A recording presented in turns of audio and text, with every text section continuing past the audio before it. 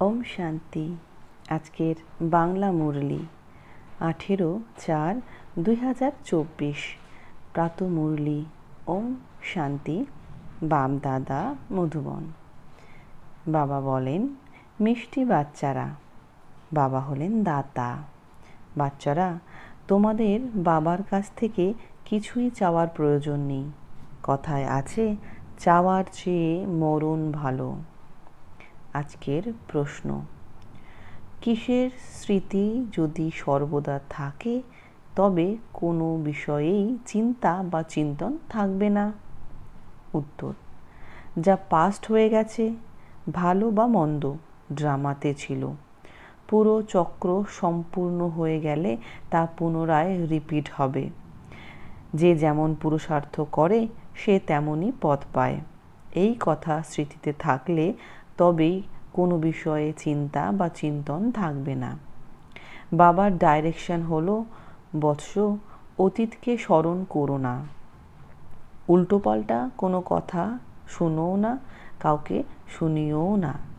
যে কথা অতীত হয়ে গেছে, না তার চিন্তন অর্থাৎ না তার বিচার করো আর না তা রিপিট করো। ওম শান্তি। আত্মাদের পিতা বসে তার আত্মারূপী বাচ্চাদের বোঝান। আত্মাদের পিতাকে দাতা বলা হয়। তিনি নিজে থেকেই সব কিছু বাচ্চাদেরকে দিয়ে দেন। তিনি আসেনি বিশ্বের মালিক বানাতে। কিভাবে হবে এই সব কিছুই বাচ্চাদের বোঝান, ডাইরেকশন দিতে থাকেন। তিনি তো দাতা, তাই না? তাই তিনি নিজে থেকেই সব কিছু দিয়ে থাকেন। চাওয়ার চেয়ে মরণ ভালো। কোনো জিনিসই চাইতে হয় না। বাচ্চারা অনেকেই শক্তি, আশীর্বাদ, কৃপা প্রার্থনা করতে থাকে। ভক্তিমার্গে তো চাইতে চাইতে মাথা চাপড়ে চাপড়ে সিঁড়ি সম্পূর্ণ নিচে নেমে এসেছো। এখন আর চাওয়ার দরকার নেই। বাবা বলেন, অর্থাৎ বাবা শ্রীমত দেন, ডাইরেকশন অনুসারে চলো। এক তো তিনি বলেন যে অতীত নিয়ে চিন্তা করো না। ড্রামায় যা কিছু হয়েছে তা এখন অতীত হয়ে গেছে, ওগুলো আর চিন্তন করো না, রিপিট করো না। বাবা তো শুধু দুটি শব্দই বলেন, মামেকম স্মরণ করো। বাবা ডাইরেকশন বা শ্রীমত দেন, সেই মতো চলা বাচ্চাদের কাজ। এ হলো সর্বাপেক্ষা শ্রেষ্ঠ ডাইরেকশন। কেউ কেউ কত কত প্রশ্ন উত্তর ইত্যাদি করবে, কিন্তু বাবা তো দুটি শব্দই বোঝাবেন, আমি পতিত পাবন, তোমরা আমাকে স্মরণ করতে থাকো, তবেই তোমাদের পাপ ভস্ম হয়ে যাবে। ব্যাস, স্মরণের জন্য কোনো ডাইরেকশন দেওয়া হয় কি? বাবাকে স্মরণ করতে হবে, কোনো ক্রন্দন বা চিৎকার চেঁচামেচি করতে হবে না। মনে মনে শুধু অসীম জগতের পিতাকে স্মরণ করতে হবে। দ্বিতীয় ডাইরেকশন কি দেন? 84 চক্রকে স্মরণ করো, কারণ তোমাদেরকে দেবতা হতে হবে। দেবতাদের মহিমা তো তোমরা আধা কল্পব্যাপী করেছো। বাচ্চার কান্নার আওয়াজ হলো। এখন এই ডাইরেকশন সমস্ত সেন্টারের নিমিত্তদের দেওয়া হচ্ছে যে কেউই যেন ছোট বাচ্চাদের নিয়ে না আসে, তাদের জন্য কিছু ব্যবস্থা করতে হবে। বাবার থেকে যারা অবিনাশী উত্তরাধিকার নেবে তারা নিজেরাই সেই ব্যবস্থা করবে। এ হলো আত্মাদের পিতার বিশ্ববিদ্যালয়। এখানে ছোট বাচ্চাদের আসার প্রয়োজন নেই। ব্রাহ্মণীর অর্থাৎ টিচারের কাজ হলো যখন সার্ভিসেবল আর উপযুক্ত হবে তখন তাদের রিফ্রেশ করার জন্য নিয়ে আসা, তা সে বিশিষ্ট ব্যক্তি হোক বা সাধারণ। এ হলো বিশ্ববিদ্যালয়। বাচ্চাদের এখানে যারা নিয়ে আসে তারা কি জানে না যে এ হলো ইউনিভার্সিটি? মুখ্য কথা হলো এটা হলো ইউনিভার্সিটি। এখানে যারা পঠন পাঠন করে তাদের অনেক ভালো আর সমজদার হওয়া উচিত। যারা এখনও কাঁচা তারা ডিস্টারবেন্স সৃষ্টি করে, কারণ তারা বাবার স্মরণে থাকবে না, তাই বুদ্ধি এদিকে ওদিকে ঘুরে বেড়াবে, ক্ষতি করে দেবে। স্মরণের যাত্রায় থাকতে পারবে না। যারা ছোট বাচ্চাদের নিয়ে আসবে তাতে বাচ্চাদেরই ক্ষতি হবে। অনেকে তো জানেই না যে এ হলো গড ফাদারলি ইউনিভার্সিটি, এখানেই মনুষ্য থেকে দেবতা হতে হয়। বাবা বলেন, গৃহস্থ ব্যবহারে অবশ্যই বাচ্চাদের সঙ্গে থাকো। এখানে তো শুধু 1 সপ্তাহ বা 3-4 দিনই যথেষ্ট। জ্ঞান তো অতি সহজ। বাবাকে চিনতে হবে। অসীম জগতের পিতাকে জানলে অবিনাশী উত্তরাধিকার পাবে। কিসের উত্তরাধিকার? অসীম জগতের রাজ্যভাগ্য, অর্থাৎ বাদশাহী। এই রকম মনে করো না যে প্রদর্শনী বা মিউজিয়ামে কোনো সেবা হয় না। অসংখ্য অগণিত প্রজা তৈরি হয়। ব্রাহ্মণকুল, সূর্যবংশী আর চন্দ্রবংশী এই 3ই এখানেই স্থাপিত হচ্ছে। তাই এ হলো অনেক বড় ইউনিভার্সিটি। অসীম জগতের পিতা এখানে পড়ান, তাই মস্তিষ্ক সম্পূর্ণ ভরপুর হয়ে যাওয়া উচিত। কিন্তু বাবা আসেন সাধারণ শরীরে আর পড়ানো সাধারণ রীতি অনুযায়ী, তাই মানুষের তা পছন্দ হয় না। তারা বলে, গড ফাদারলি ইউনিভার্সিটি আর এই রকম? বাবা বলেন, আমি তো দীনবন্ধু, দরিদ্রদেরকেই পড়াই। বিত্তবানদের পড়াবার হিম্মত নেই। তাদের বুদ্ধিতে তো গাড়ি বাড়ি ইত্যাদিই থাকে। দরিদ্ররাই ধনবান হয় আর ধনবান দরিদ্র, এটাই হলো রীতি। দান কি কখনো ধনবানদের দেওয়া হয়? এও অবিনাশী জ্ঞান রত্নের দান। ধনবান দান নিতে পারবে না, বুদ্ধিতে সঠিকভাবে বসবে না।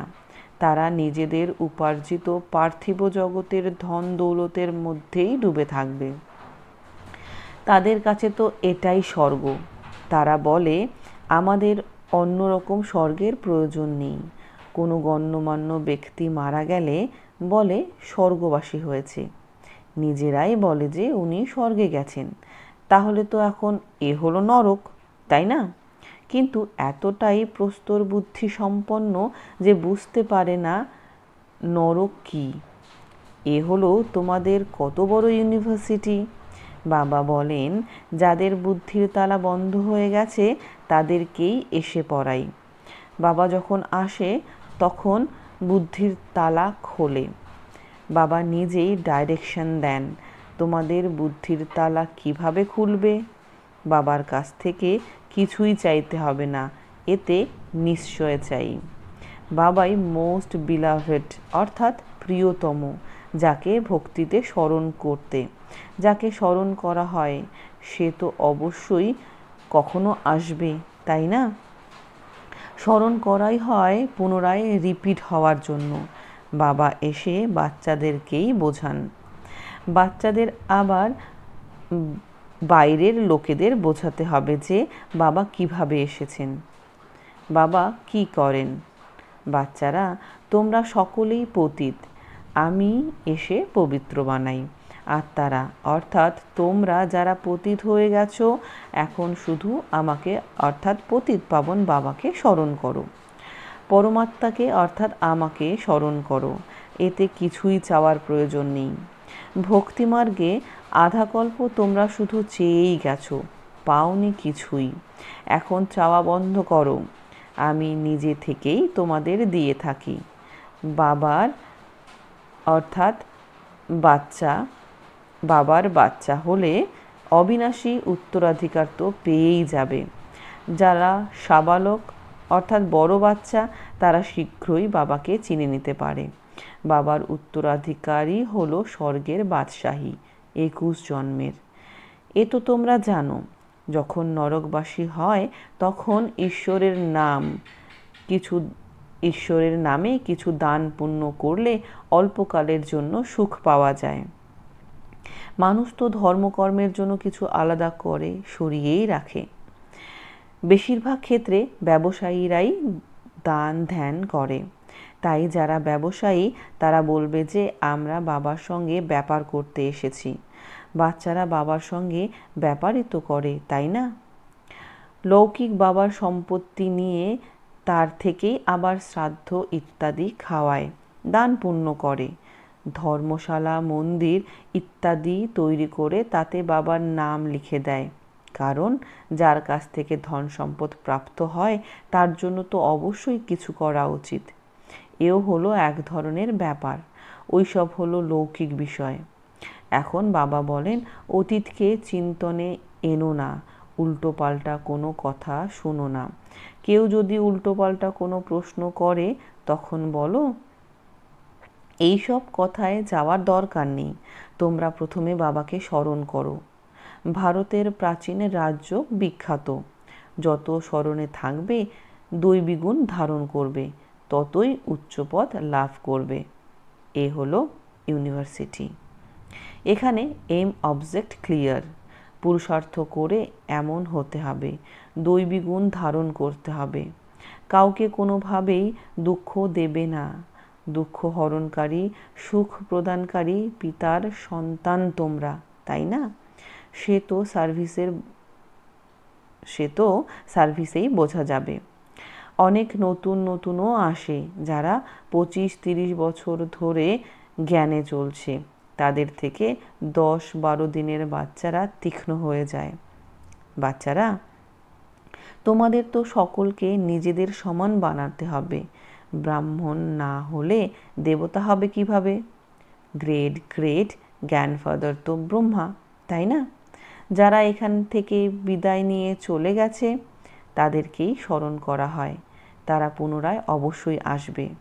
যে সমস্ত উৎসব ইত্যাদি স্মরণ করা হয় সেসব এই সময় এখানে হতো, আর তা পুনরায় হবে।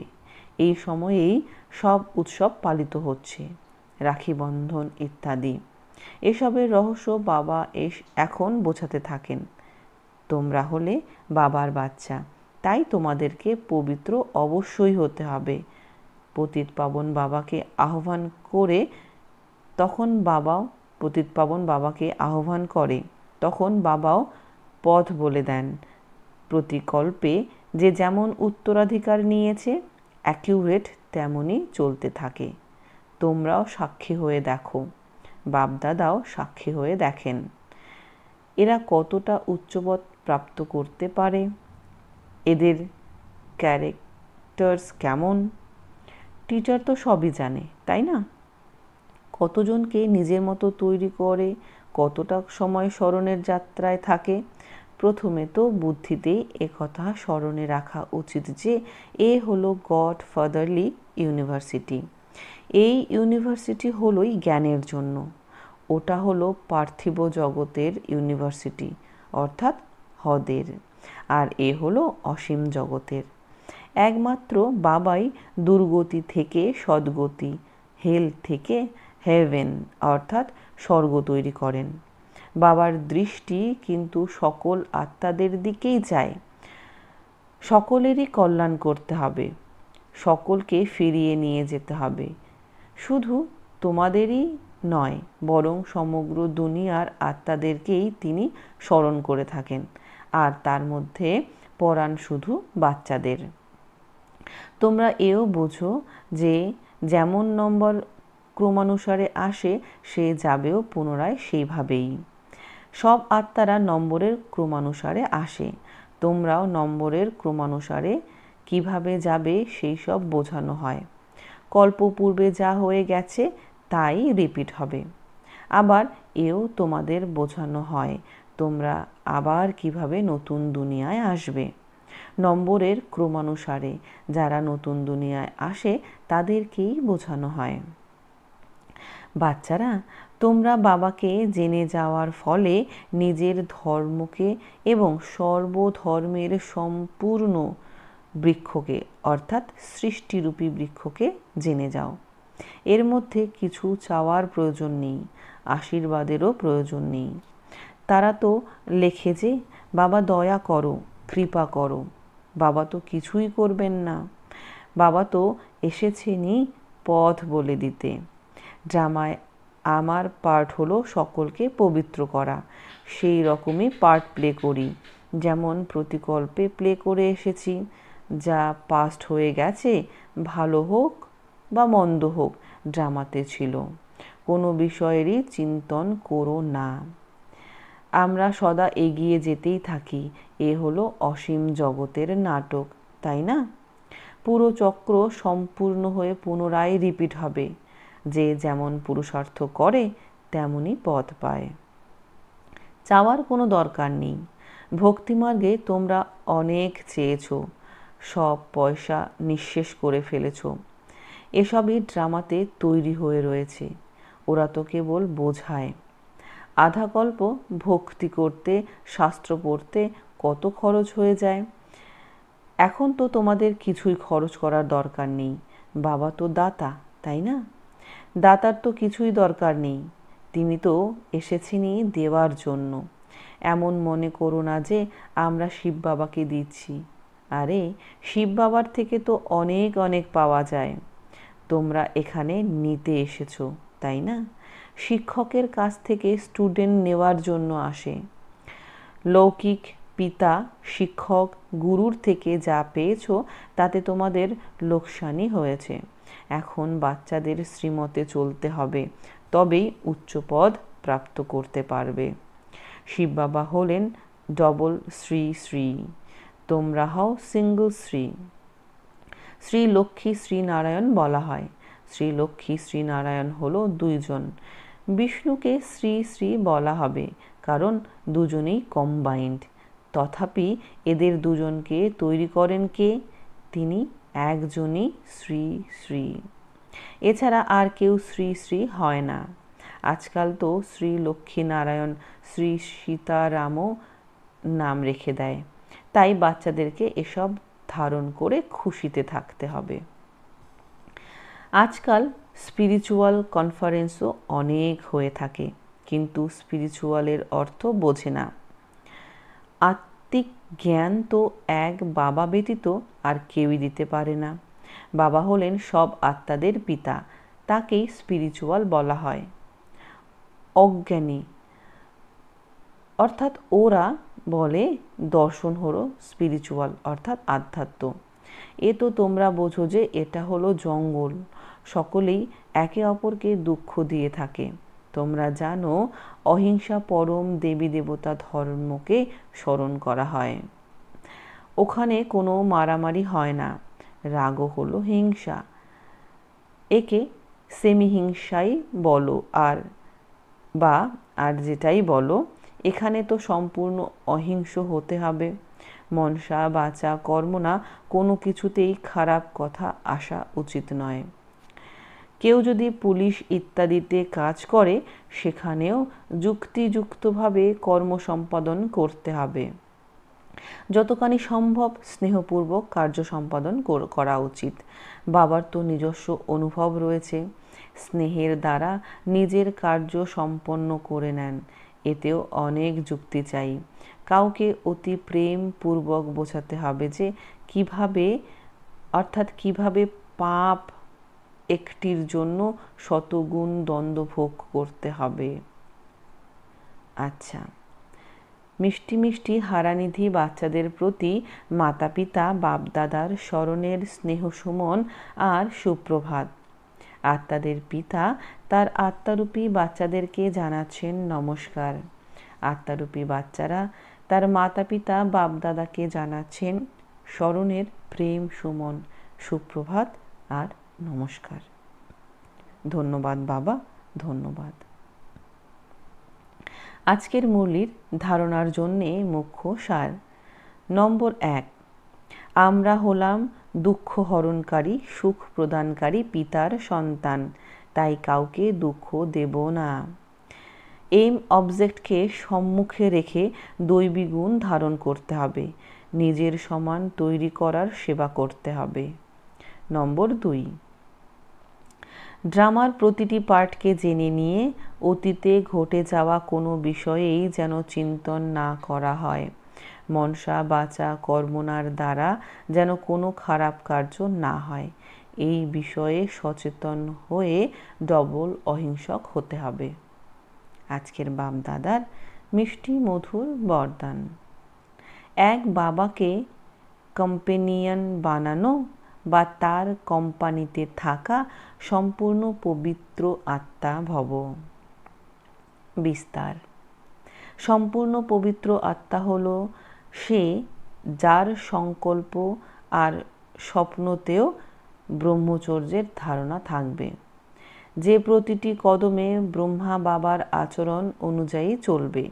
পবিত্রতার অর্থ হল সদা বাবাকে কম্পেনিয়ন বানানো আর বাবার কোম্পানিতেই থাকা।